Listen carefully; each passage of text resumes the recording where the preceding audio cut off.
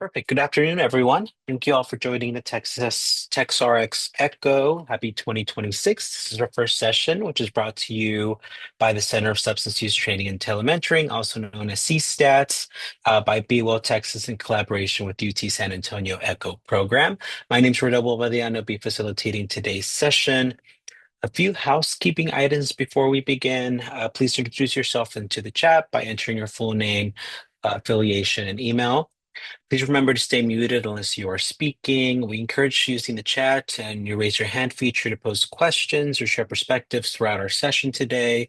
We would love to have everyone with their cameras on as this increases connection and engagement. Though we do completely understand that some situations do not allow for this, but if you are able to, we would love to see all your lovely faces, especially starting this new year. If you have any connection issues, please feel free to privately chat Karen, who's our Echo IT, for assistance. As a note, these sessions are being recorded and will be shared on our website. Therefore, to ensure privacy, no personal health information is allowed at any point during the session. This includes names, addresses, birthdays, or any other identifiable information. Additionally, the slide presentation from today's session will be uploaded and shared on our iEcho for future reference, as well as in our post-session email as well. So at the end of the session, the Echo team will also send out a post-session survey link. We kindly ask that you complete it as it provides feedback on how to best refine these sessions to better address your priorities. So with that, we'll move on to some introductions of our team. We'll start with our lead specialist for today, Dr. Kowalchuk. Please introduce yourself. Hi, I'm Alicia, Dr. Kowalchuk. I'm with Baylor College of Medicine and Family Community Medicine, and I'm boarded in addiction and family medicine. I also serve as medical director for Santa Maria Hospital. Welcome. Thank you so much, Dr. Kowalchuk. Dr. Walker, if you please introduce yourself. Hi, good afternoon, everybody. Crystal Walker, medically trained PA with a doctorate of medical sciences, and I am the Director of Substance Use Disorders Clinical Services for MHMR of Tarrant County in Fort Worth. Thanks so much, Dr. Walker. Our didactic presenter for today, Dr. Andrea Yatsco, if you please introduce yourself. Hi, good afternoon, everyone. Dr. Andrea Yatsco, currently working at UT Health Houston, and very excited to be here today. Thank you, Dr. Yatsco. And then our keys presenter for today, Justin, would you like to introduce yourself, please? Yes, my name is Justin Ramos. I work at North Texas Addiction Counseling and Education as a reentry peer specialist. Awesome. Thanks, Justin. We look forward to your case later on today. So with that, I would like to remind everyone to please introduce yourself in the chat if you have not already. And then finally, Echo is an all teach, all learn environment. And we do encourage everyone to participate in the conversations and raise your questions. Let us always make an effort to continue having a space that is respectful and safe to learn for all. So with that, we'll get started with, I do see Dr. Shorter just jumped on. Dr. Shorter, would you like to introduce yourself as well? Yes. Hi, everyone. Sorry I'm a little late. I had some technical difficulties. Daryl Shorter. I'm an addiction psychiatrist here in practice in Houston, Texas at the Menninger Clinic, and I'm the director of our addiction psychiatry fellowship at Baylor. Thanks. Awesome. Thanks, Dr. Shorter. Just caught you right in on intro. So thank you so much for introducing yourself. Okay, with that, we'll jump to our didactic presentation. Dr. Yatsko, please feel free to take it away. All right. Good afternoon, everyone. I am here today to discuss integrating recovery services in mood treatment. So really looking at kind of peer power, practical strategy, and real results. And we're going to do all that in 20 minutes. So we got a lot that we're going to pack in and see if we can make some good use of our time together today. I am a assistant professor here at UT Health Houston. I'm also director of operations for a variety of our grant-funded programming, primarily in substance use and mental health, with an emphasis on medications for opioid use disorder. So I will be bringing some of the real world exposure of what it is that we're doing and how we utilize and incorporate peers into everything that we do as part of our discussion today. Disclosures, no financial relevant relationships to disclose. We're all overworked and underpaid in this field. I think we all know that. Learning objectives for today. There's a lot of approaches I could take with the topic that I was given that there's only 20 minutes and 20 minutes goes very fast. I'm going to come in with a few assumptions that everyone knows what a peer specialist is, that everyone has a general understanding of what it means to be a peer, the value that peers are bringing, the certification, the training, all that stuff. So I'm going to operate that we all have that kind of boilerplate knowledge, and then build more kind of into the bigger conversation of the value, the workflow examples, how to integrate into multidisciplinary teams and make that more of the focus today. And look alive, I'd like to start off with a little poll to just get a lay of the land. So it's a quick poll, just wondering if your organization is currently working with peers, and if so, where they might be located. So I believe Karen's going to help me get that launched. Fantastic. It's short, it's anonymous. Just like to see kind of what's going on in the crowd today.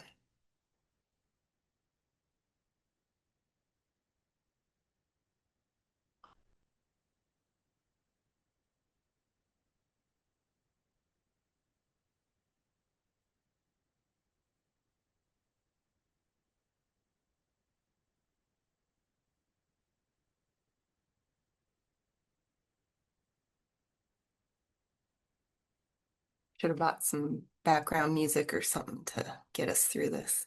Give you guys another, 10, 15 seconds.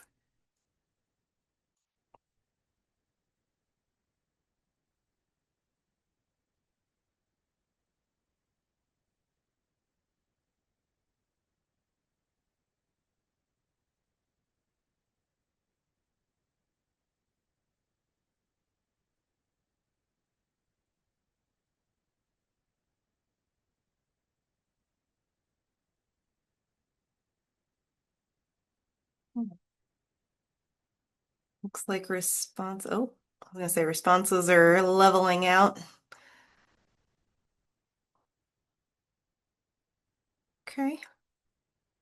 So, all right, a good amount. I like that a good majority of the organization is working with peers. So we're seeing that, in this group today, 84% of you are already in this space. So hopefully we can just find some things to maybe enhance these relationships and move that forward.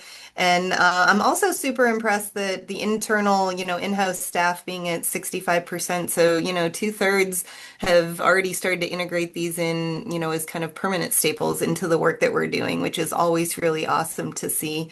And those 7 of you, that 12% that aren't working with peers, well, let's see if we can maybe win you over to the peer side before my now probably 18 minutes to go is up.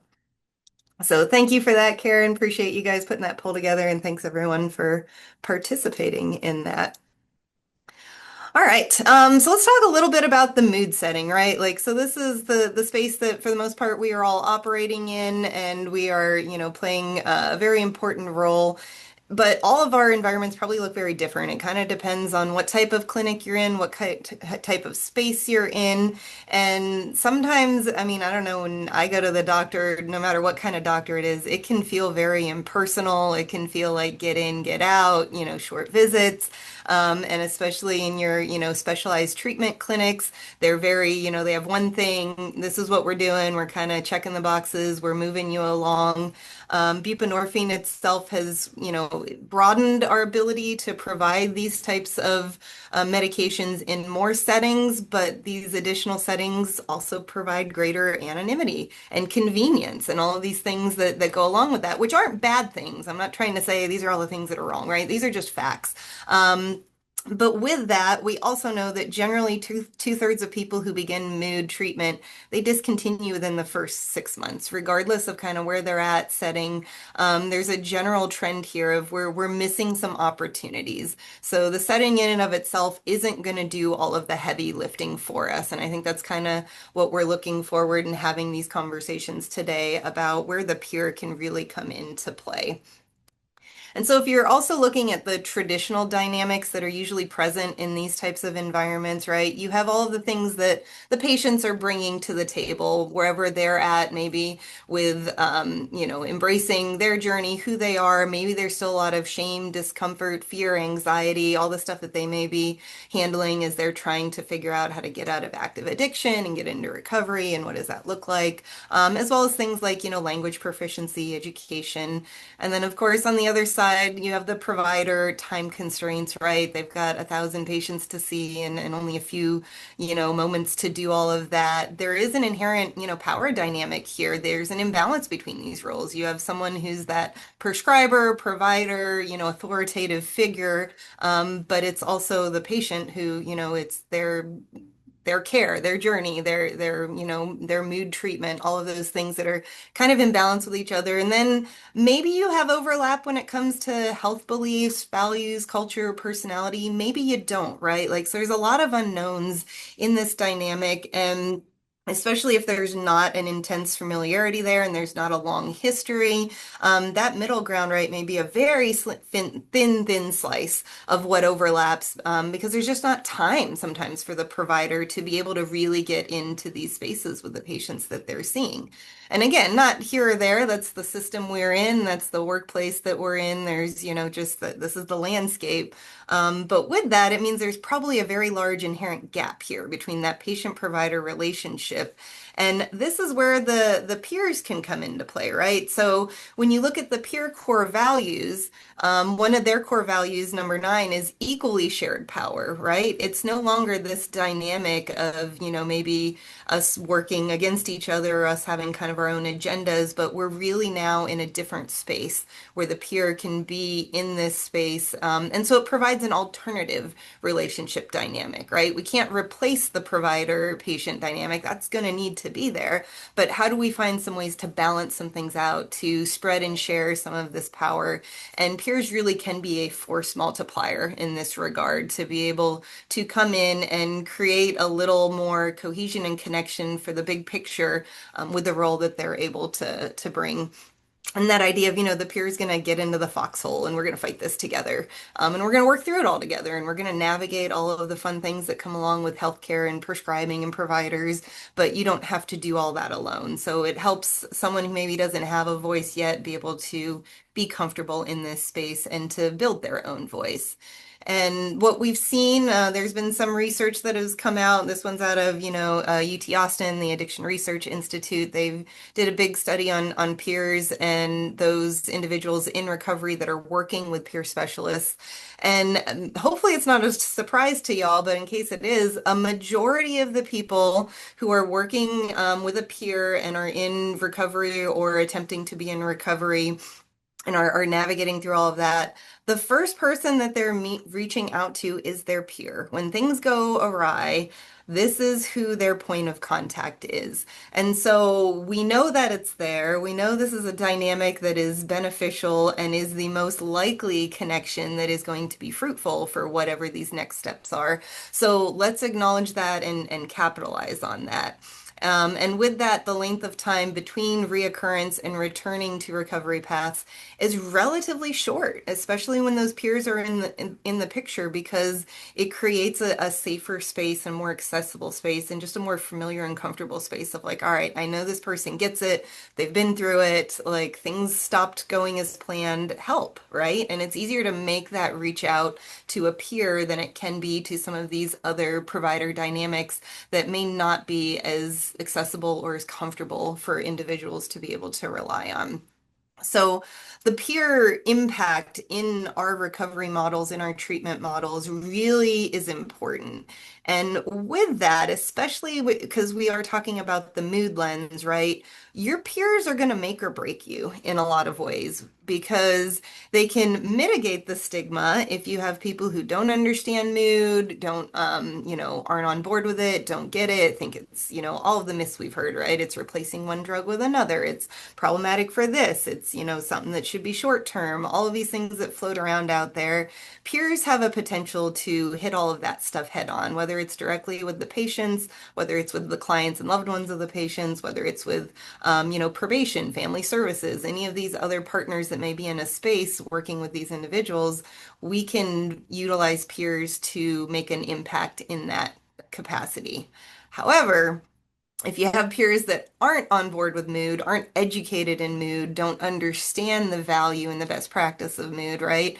Inadvertently, they may perpetuate the stigma and be like, no, I didn't use it, or you don't need it, or this is what I think it should be. Those types of narratives are going to ring loud with our participants and with our patients. And so we want to be really mindful if we're working in a medication-based landscape to ensure that we are finding the right peers for our programming and, giving an opportunity to hit the stigma head on, to combat some of these myths, and ultimately, have someone who's going to be a champion for the patient or the participant in their recovery journey, whatever that ends up looking like.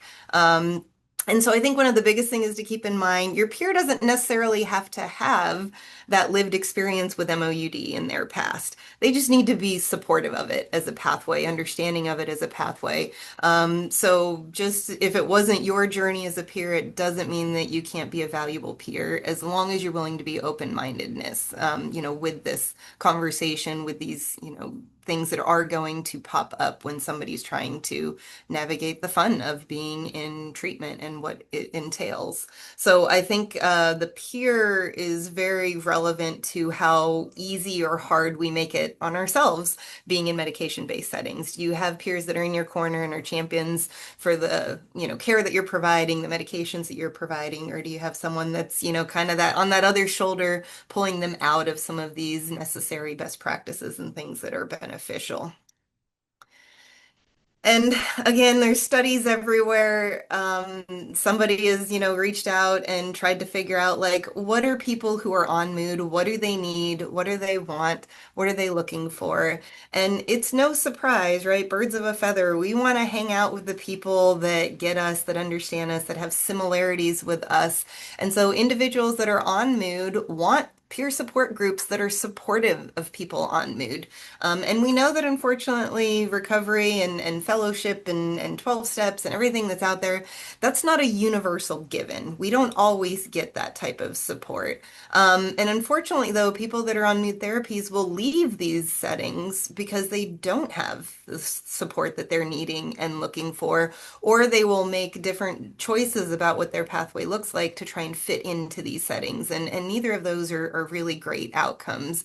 And so we want to find that, we want to find more groups that are positive and accepting and willing to allow people to be on MOUD if that's the pathway they're on and that's the pathway that's working, and to still find that connection with others. And I think some of the hurdles we talk about, right, is like, oh, well, it's hard to change the norm out there. It's hard to, change the old ways of some of these groups are established of what they want and don't want and things like that.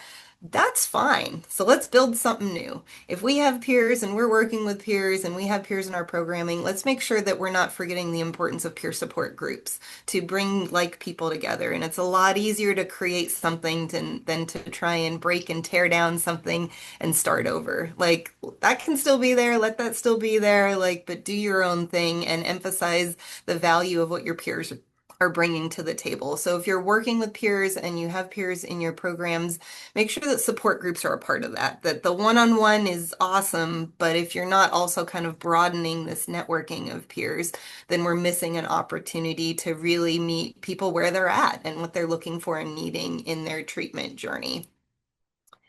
I also know we have a lot of providers on the call here, so you guys have some provider homework. Take note here.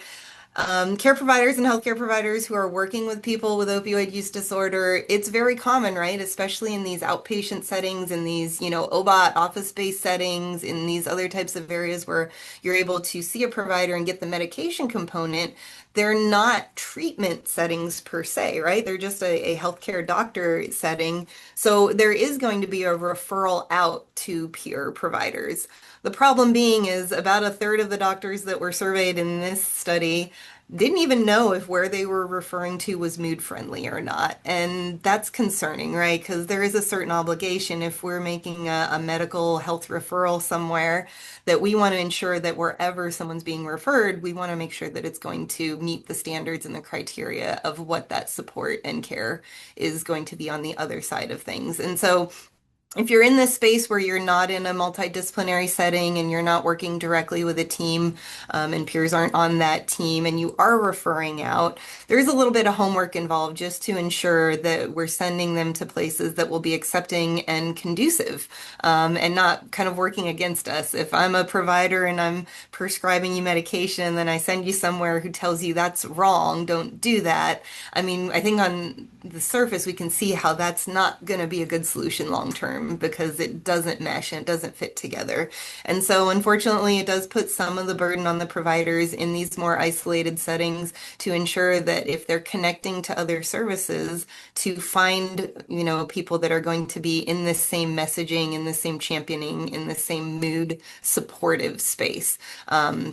So if you just have one of those, here's our one pager and we give this to everyone, even if you're not the one who calls and reaches out, have someone in the office, have someone do some homework, do some follow-up, make sure that we're getting people connected to this support, so that we can ensure that we're not setting them up to fail. Here, do this, and then I'm going to send you somewhere, and they don't want you to do that.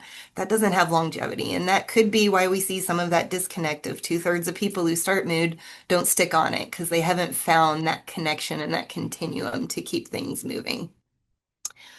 So if you are in a multidisciplinary environment or you're thinking of being in a multidisciplinary environment, I just want to kind of highlight that I get that could be a disruption, right? We're going to add a whole new role of peers in here. We're going to bring people into our team.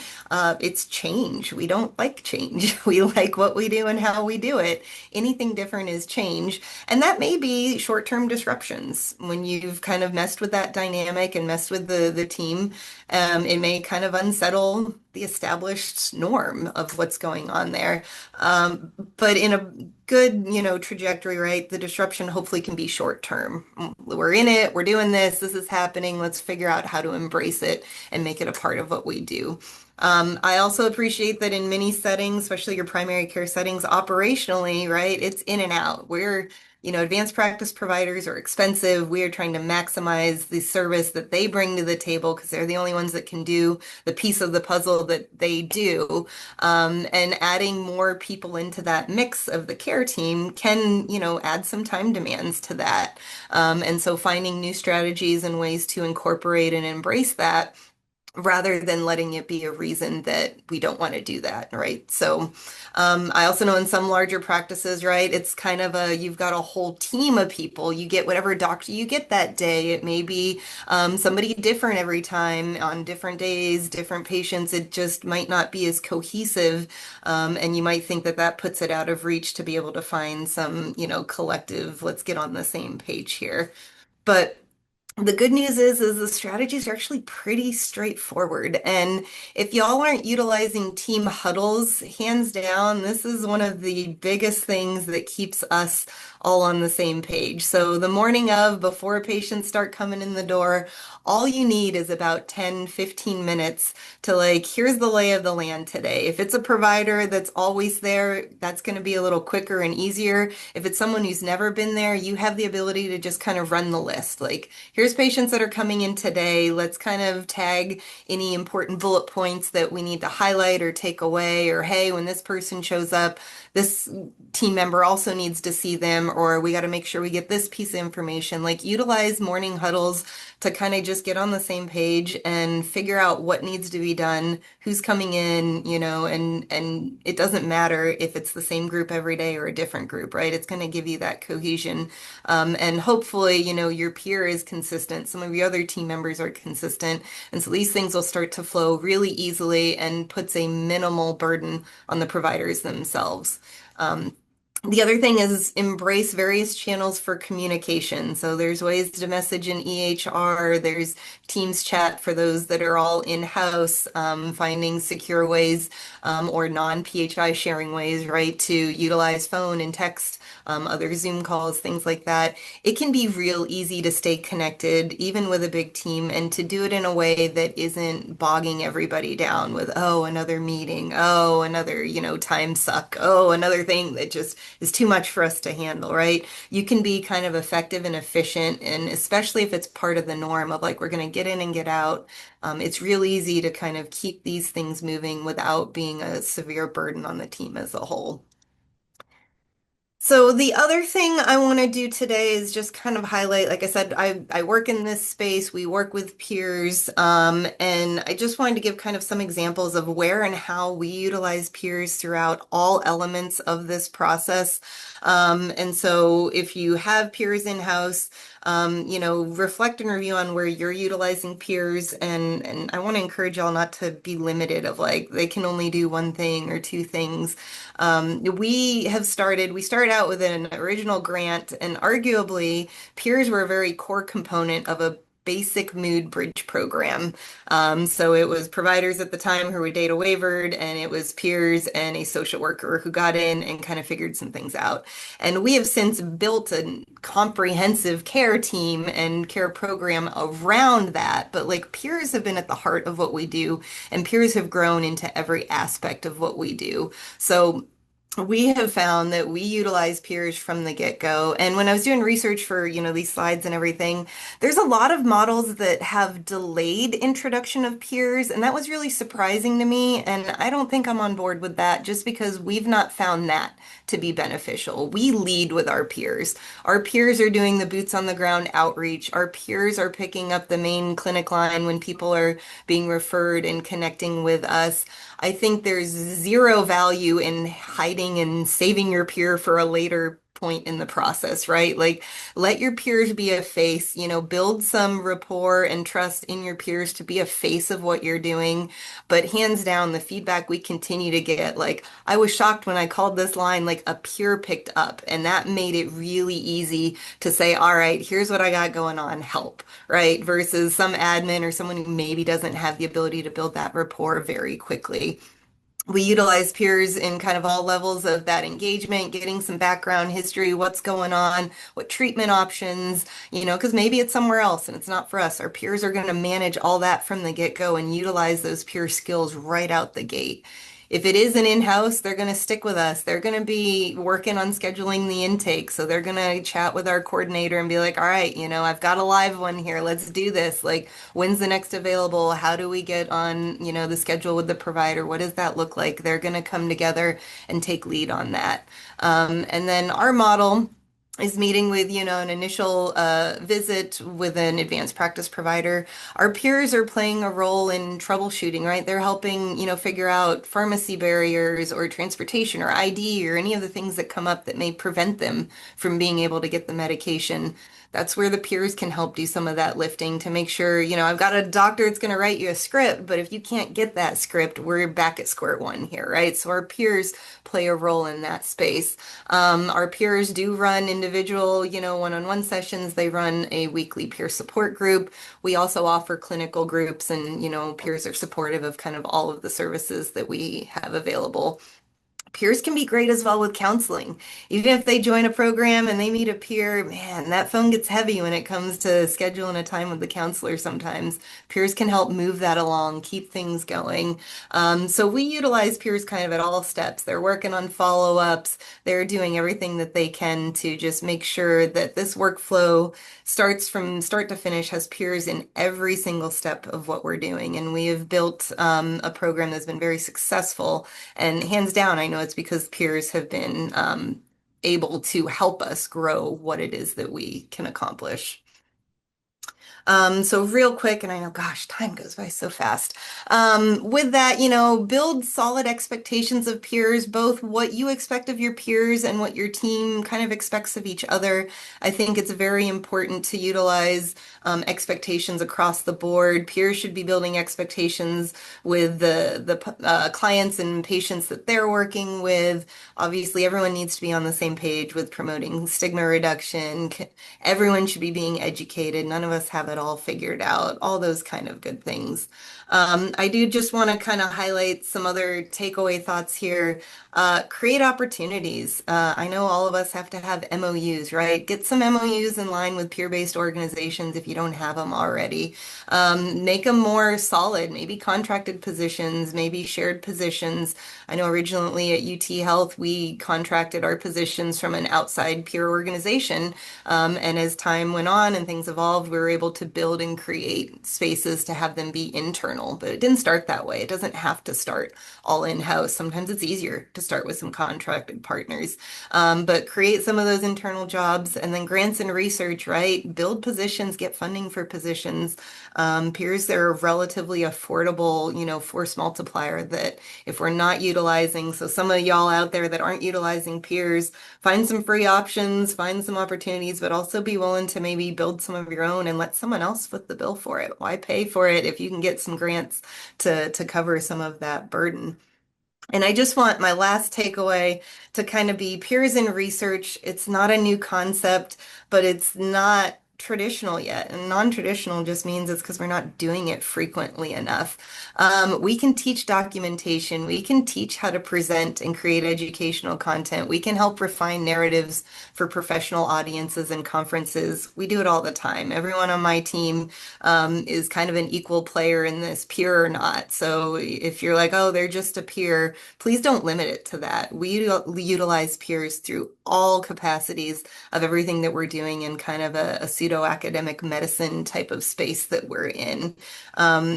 It's incredible what they can bring to the table. And I've done a lot of conferences and I know I share a lot of good knowledge, but every time I've co-presented with a peer, man, they get the standing ovation. They get they made a connection and gave a message that I just can't, and I know that I can't. And so definitely, kind of embrace and empower your peers to take all of this and to run with it. And it's really cool to see the growth of someone who this is their first professional job, this is their first opportunity, and then years later, they've had advancement, they've done things they didn't even know that they could do, and they hands down are some of the most valuable people on our team because they just have a very unique lens that they also can bring alongside all of these skills. So there's basic suggestions in here. I do just want to highlight, and you guys will get a copy of this. I want to encourage y'all to throw some things in the chat. I put a few quotes just from my team of what it's like working with peers, and they've got some great feedback of serving as healing guides, being a hand in the dark for the individual.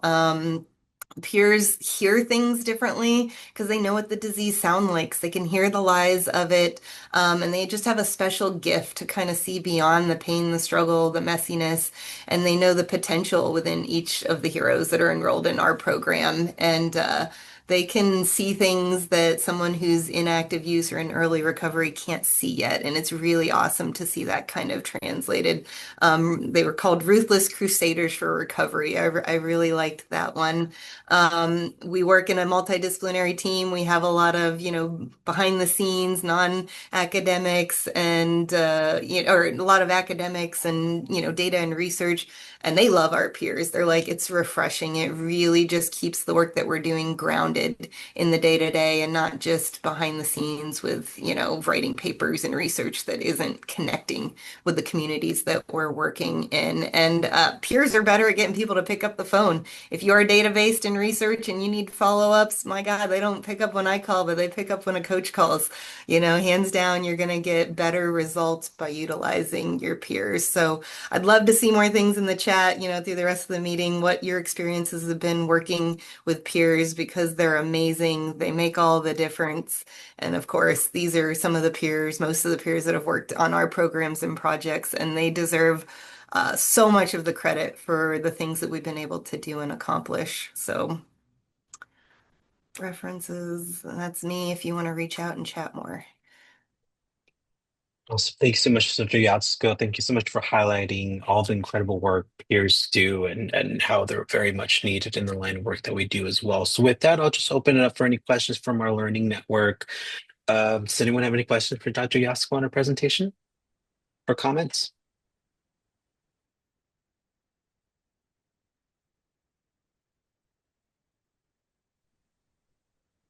I just did notice Sharon, I agree. Never, they're not just a peer, hands down. Like if you catch yourself saying that, flag that as one of those like, oh, why? No. They can do so much. And we've seen it. We love it. It's great to be on that journey and it's impactful. And if I mean, we also have two peers on our team that were former patients that came through our program and were able to, go on a full circle journey, right? Of being someone at their darkest moment to being someone who now is leading someone else on that journey. And it's awesome to be a part of. I'll volley it over to Lindsay. Do you have a question or comment? No, I'm just gonna say that having been a peer for most of my career and then moving into the research position that I'm in and running a grant that at UT Health Houston, I actually like one of the things that I really love doing and am fairly good at is designing like surveys and instruments like that because really when you're a peer, you know the things that need to be asked, right? As it can be difficult from a research position, I found as researchers are kind of hovering over and watching everything to really know how and what to ask somebody to really get the answers that are needed. It's a great point. And that's, yeah, definitely a valuable thing with multidisciplinary teams in general, right? There should never just be one person deciding these things, but come together and get all those different perspectives, see it from a different lens, because what sounds and makes sense in your head isn't always what translates when you're trying to put something out. So that's great insight.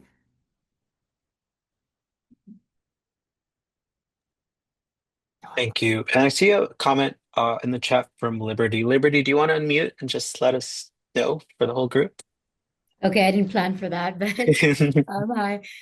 So I shared in the chat. I'm a peer. I've been working as a peer support for a little over 5 years.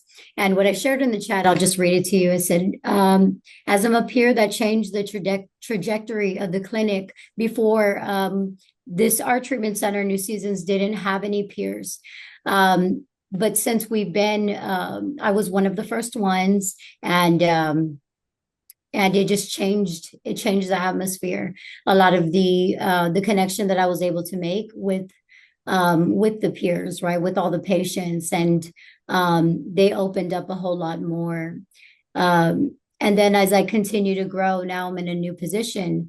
I've heard some of them say, that they feel motivated because they've been able to watch me grow. So I'm still there alongside of them. And it's great to be a role model. I never thought I'd be. And I did put for my comment, it's we walk the talk. So thank you. Awesome. First, thank you so much, Liberty, for sharing that with us. If you have any further questions or comments, please feel free to post them in the chat. Thank you so much, Dr. Yatsco, for this great presentation. We'll jump over to our announcements at this moment. So Karen, if you could please post those up. And I know there's been a lot of CE talks, so to claim your CME credits, please ensure that you have a registered account. It's very important that you have a registered account. Then text attend to 101-01405. Attend 101-01405 to 844-502-1338 no later than midnight tonight. It's very important to try to get that text in before midnight tonight. So if you can do it now, great, but make sure you do it before midnight tonight. Next slide. The Center of Substance Use Training and Telementoring offers technical assistance for various substance use disorder needs and topics. To request TA, please complete the online request using the link or scan the QR code on the screen. We'll be pleased to help you.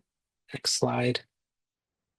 CSTAT also offers the opportunity to present any challenges your organization is encountering and receive feedback from our hub of team experts and large community. There's no need to prepare any formal presentation. We will provide a case form to fill out and assist with your case presentation. Please feel free to email us using the link in the shared chat if you'd like to present a case as well. Next slide, please. And then registration is now open for the 2026 Texas Substance Use Symposium, or TxUs.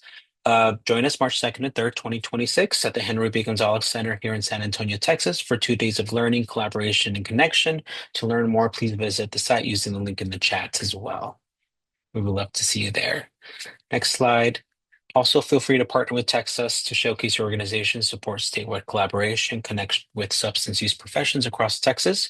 For more details on sponsorship and exhibitor opportunities, please contact us at texas@utesca.edu or visit our website shown in the lower left of the slide as well.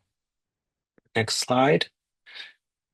And then the Texas Substance Use Symposium invites you to submit a poster proposal for Texas 2026, taking place March 2nd and 3rd at the Henry B. Gonzalez Center. The poster submission deadline has been extended, and we are now accepting proposals through January 25th. We welcome submissions from professionals across the substance use and behavioral health fields to submit proposals now through the 25th of this month. Share your expertise, innovative practices, and research with a statewide audience dedicated to advancing recovery-oriented systems of care.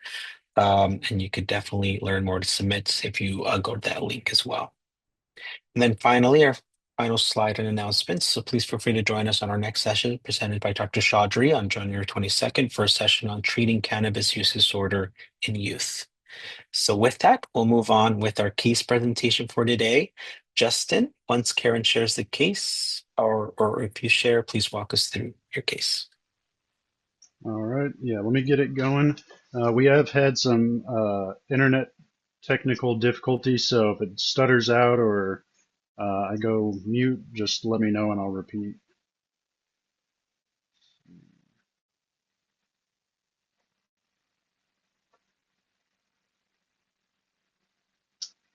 All right.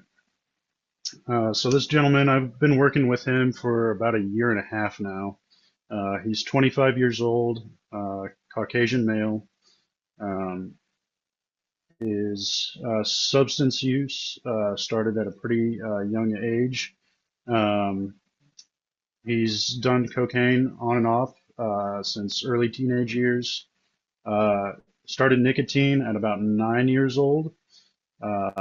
Father had a bad drinking problem, which ultimately killed him. Client was 10 when his father passed and did not want to follow in his footsteps. He doesn't drink, but he chose substances instead. Almost daily use for about the last 9 years. Methamphetamine, first use was at 13. He only used it once in a while, hasn't touched it in over a year. MDMA, first use, used at 12, and regular use till 17. Opioids, first use at 13. Consistent use from 16 to 25, with some breaks in between. Hallucinogens, 11 years to 17 years old. No inhalants, benzodiazepines, first use at 12 and misused.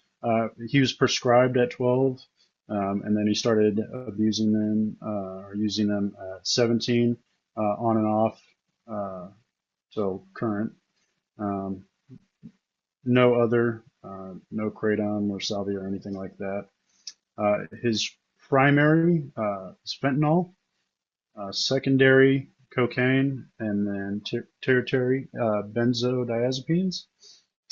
Co-occurring mental health diagnosis, depression and anxiety when he was 21. Medications for substance use disorder in the past, buprenorphine and naloxone, present methadone. Inpatient substance use treatment. In the past, he has done residential treatment about 4 times. Currently, he is not at an inpatient facility. Substance use counseling, he hasn't had any in the past. He currently has a MOUD counselor, NSS peer coach, recovery support services peer coach, mutual support groups. In the past, he has gone to AA and NA. He had a sponsor at AA for quite a while. Currently, his support groups are RSS, and he has recently started attending church. And if he's not attending in person, he'll watch a church service online. Overdose prevention services. methadone, recovery support services groups, weekly individual meetings with peer coach, mood counseling groups at least 2 times a month, and at least 1 month individual session with a mood counselor. Cultural considerations. He found his Christian faith at the beginning of the year, of 2025, and was baptized a couple months later. Support systems, RSS, close friends, and his older sister, family, children. His mom is somewhat helpful and supportive. She does have some of her own struggles, and he does have a 5-year-old son who he dearly adores. Transportation, he currently does not have any personal transportation. Living situation, this has since changed. He was living with his mom, and there was no drugs or alcohol use there. He is currently in a residential homeless shelter. It's a pretty good program. And employment, he's currently unemployed. He has worked construction, landscaping, plumbing. His last job was cleaning commercial ovens. Psychiatric history, depression and anxiety. Prescription drug monitoring program, yes. Permanent findings, overdose risk score is 670, which is above average. Current medications, he's on methadone at 130 milligrams for opioid use. Medical comorbidities, depression, childhood trauma, and anxiety. Current treatment plan, recovery support services groups, twice a week, weekly individual meetings with peer coach, mood counseling groups at least 2 times a month, and at least 1 monthly individual session with his mood counselor. He is working on finding stable employment, going to church every Sunday, and studying to get his GED. And the questions. So what are some successful strategies to help a client patient that is constantly getting held back by events that are out of their control? So just a little background on him for this question. He was in a sober living, had a job, had a vehicle. He got really sick. He got pneumonia, and it was really bad. He was hospitalized a couple different times. He fell back on his payments. The longest stint that he was in the hospital was about a week, and he was able to come up with, I think, like $280. He had people help fund him so he can stay in the sober living, and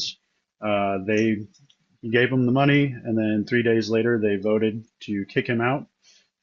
So he fortunately was able to go to his mom's, where his son was at, and he got sick again. He was hospitalized for like a week and a half with pneumonia. He almost had to basically get put on life support, and then he was able to pull through.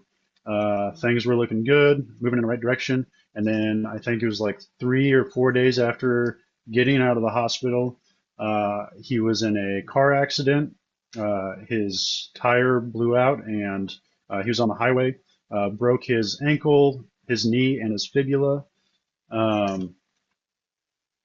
So when he went to the hospital, they gave him fentanyl and other pain medications.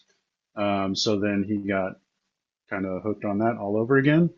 And so then we came up with a plan to get him into treatment.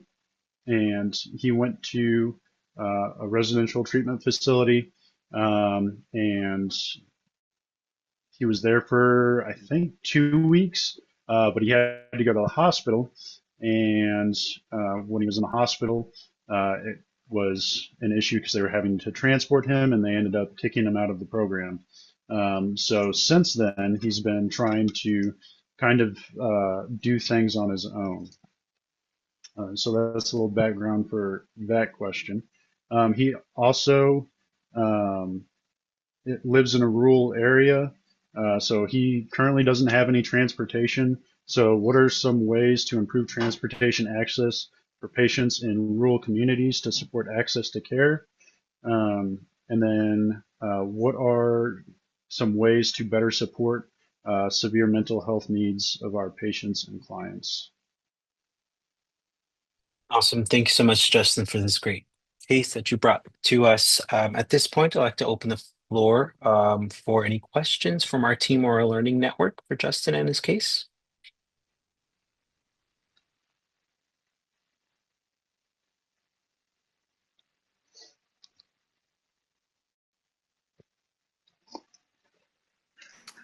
Hi, it's Alicia, Dr. Kolchak.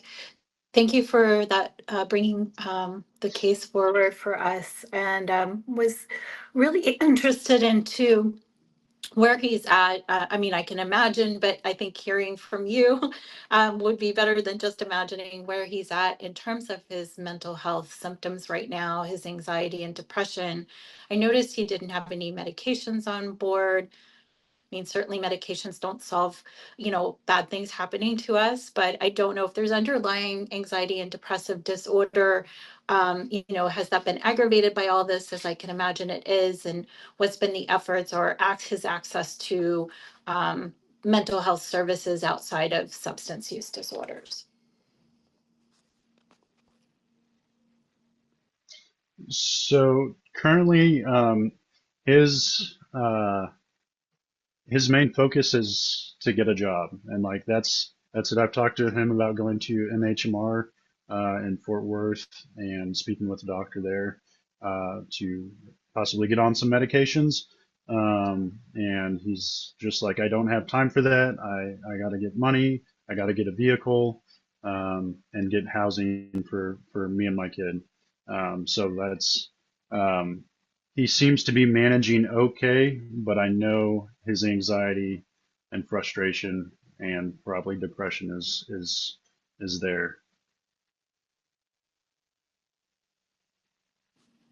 And he's still on the methadone currently. Yes, yes. Okay. Okay. But his methadone provider doesn't do psychiatric care. Um, no, we don't. Okay. We do have counselors here, so Okay.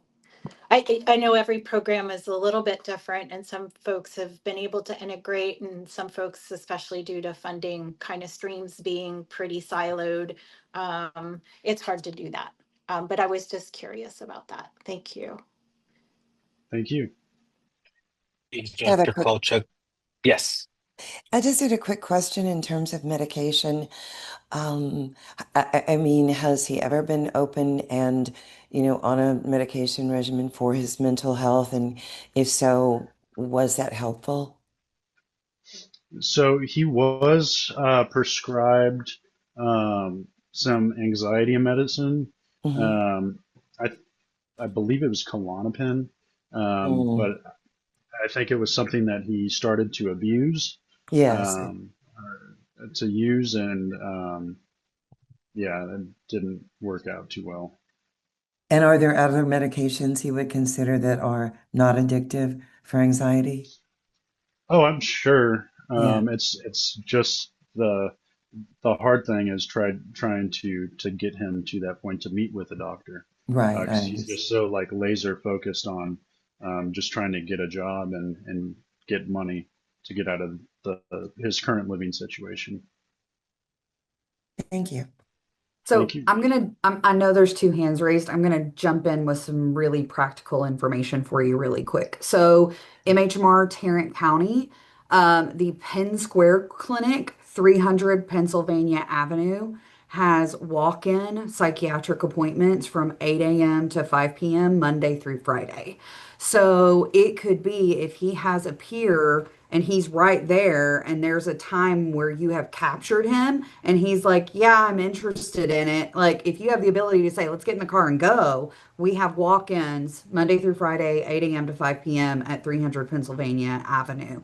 And all of the things that he's talking about, his needs, housing referrals, job connections, Our clinics have all of those available. We have housing case managers. So that may be a way, a little carrot to entice him to get to the clinic, is it's going to open up all of these other resources that might be available for him as well. And then just another little piece of advice, one thing that we do here at MHMR, we're a pretty big agency, so this may not apply to smaller agencies, but just kind of as a general rule, we have a once a month standing meeting where one representative from every one of our departments, from the psych clinics to the SUDS clinics to the housing department to our crisis line, where we have a standing teams meeting where anyone in the agency can jump in and say, "Hey, I'm experiencing this crisis with this patient. Does anybody have resources for me?" And that has been incredibly helpful for these really complex cases, is being able to tap into existing resources. But, and mess, feel free to message me privately about this client since you're in my area if you need additional help with getting him connected to our resources. All Awesome. right, Thank you so back to the much. hands. I cut in line. No worries. Thank you so much, Dr. Walker, for that. We'll go with Lindsay, then Dr. Shorter. Lindsay? Oh, so I, you know, I would say that I know that it's great medication for mental health is important. Mental health is important. At the same time, if this person's really focused on, like, there might be a reason they're edging away from the MHMR, which is common, right? It appears we see a lot of, because like I have trauma from our local mental health authority, right? So really focusing on maybe trying to give those workforce resources and things like that in your community can be really helpful. And then really, like, at some point, as a peer and at part of our job is just to be like, look, this sucks and your situation sucks, and I I can't fix it, and but I can be here with you while you go through it and provide that kind of emotional support just to help them get through what they're going through at the moment, because sometimes there's not anything you can do. At some point, there's the system just sometimes sucks, right? And knowing that, and then also, like, on the other side of it, advocating at, like, how's I it drives me nuts. And I've seen it happen more times than I can count when a sober living house, right, will take somebody's money and then kick them out anyway. So really being able to, like, advocate against that, and if they do that, maybe trying to advocate for him getting his money back and things like that in that interim is also sometimes helpful. Yeah. Thank you. Thank you, Lindsay. Dr. Shorter? Yeah, the only other thing I completely agree with Dr. Walker and Dr. Kolchik's statements about prioritizing finding ways of being able to meet all of these needs, both the basic needs as well as the mental health needs at the same time within the same organization. Sometimes people are often open to seeing their primary care physician, and so I don't want to. And primary care physicians can also sometimes feel very comfortable managing and treating depression and anxiety. And so, if there's a family practice provider, a family and community medicine provider that can also come in and help, that could also be another way of engaging from both a medical as well as a mental health standpoint, while also continuing to work toward getting these basic needs met. All right. Thank you. Thank you, I Dr. was Shorter.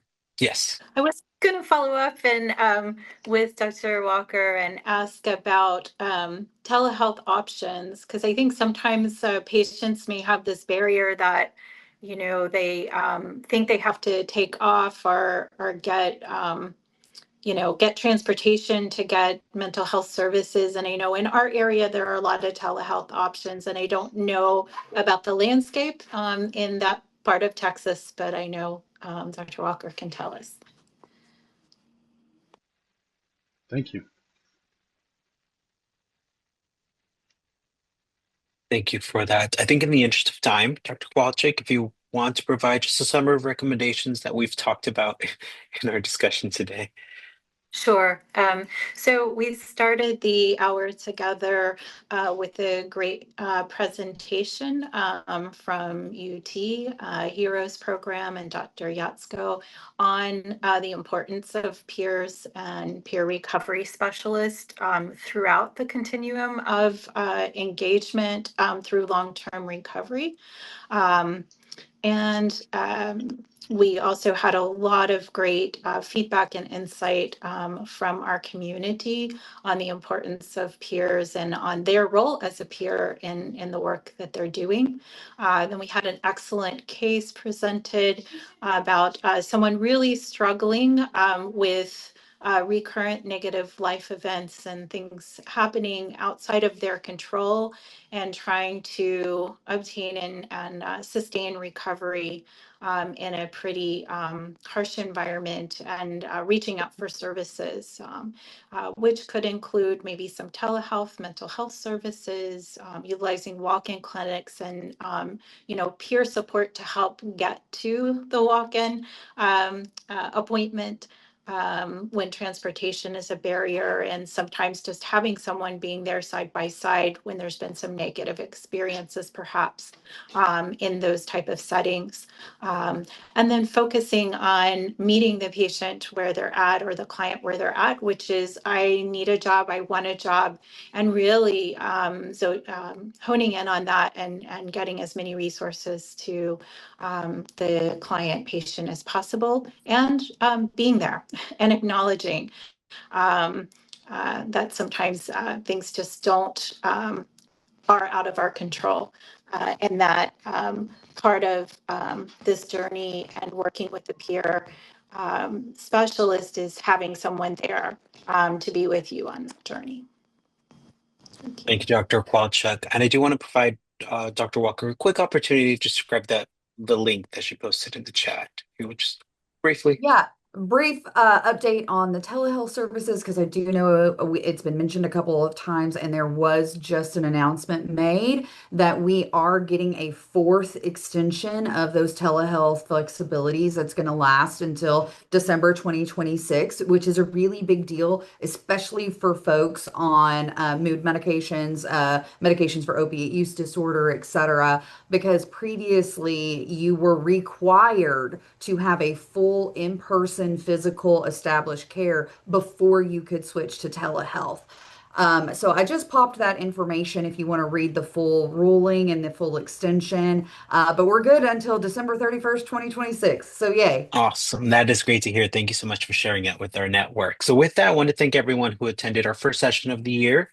As a reminder, to claim your CME credits, you must text by midnight tonight to make sure you have an account.